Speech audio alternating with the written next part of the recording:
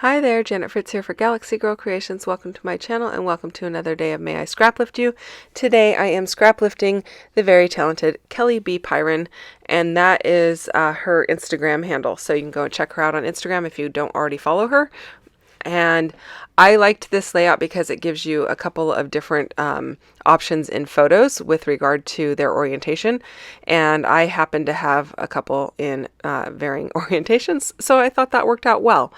I am using some paper from Echo Park. It is their Celebrate Winter collection, and it is an older collection, so I'm not even sure if it's still available, but I'm only using a few things out of it. So I really liked this plaid piece. That other paper, the background paper, is from Coco Vanilla's No Limits, and I really liked that it was just kind of like a gray on white or gray on light gray. Very simple pattern, which kind of made me think of the snow, just because of the pattern there. It just kind of made me feel like snowfall, which I know might seem kind of silly, but it does. And so I thought it was a good piece to use for my background paper.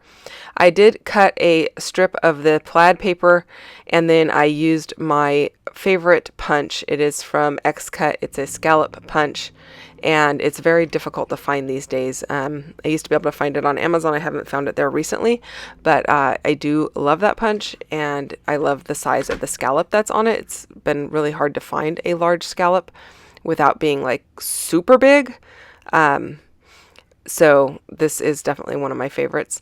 I did pull this card from the 3x4 sheet of paper, and I like that it had the little bird on it. This has the little girl that I take care of in it, and so I thought the little bird was really cute, and it would lend itself well to the having a kid in the photos, basically. And I think this is going to go in her album. I haven't 100% decided.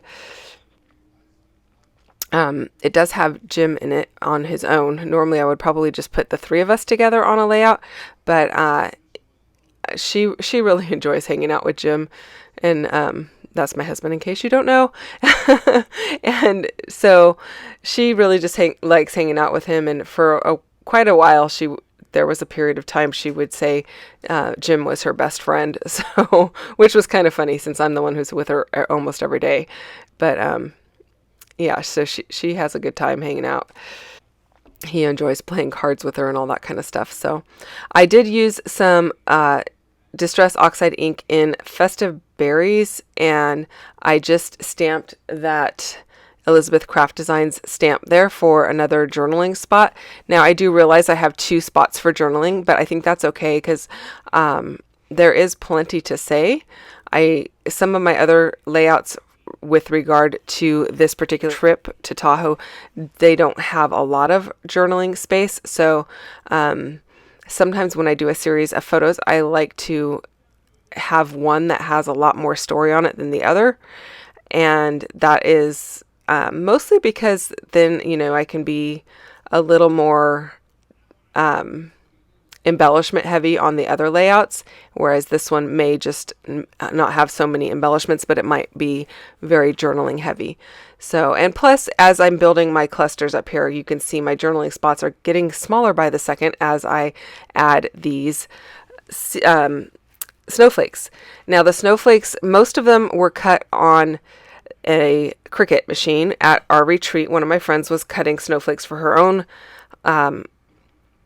pages, and I saw them and I said, oh my gosh, I need some of those. And so we cut a page for myself. So we cut the silver ones, and then we cut a sheet of white ones just on white cardstock, and then I sprayed them with some Sterling Media Gloss Spray, which is silver, and then I also sprayed them with some Dylusions White Linen Shimmer Spray, which is a shiny white. So I'm liking the way that those are looking. I am kind of using those snowflakes across a lot of these layouts that I'm doing for this particular trip to Tahoe, kind of keeping that as a bit of a theme, a running theme through each of the layouts. Now the really large snowflakes and the circular one that has the middle cut out, those were cut on a die. Those are a Spellbinders die set, and they're quite old. I don't even know the name of them or if you can get them anymore, but they've been in my stash for years. So, you know, pretty much any snowflake dies if you have a difficult time using them or getting the papers to come out. Like these ones were very difficult in getting the paper to come out of the die without ripping it. I just put a bit of parchment paper just behind the die or between the die and the paper, and that allowed it to come out fine. Thanks so much for watching, you guys. The link to the playlist for May I Scraplift You is down below. I'll also put links to any products that I may have used that are of interest, might be of interest to you, down below. Again, thanks for watching, and I'll see you soon. Bye-bye.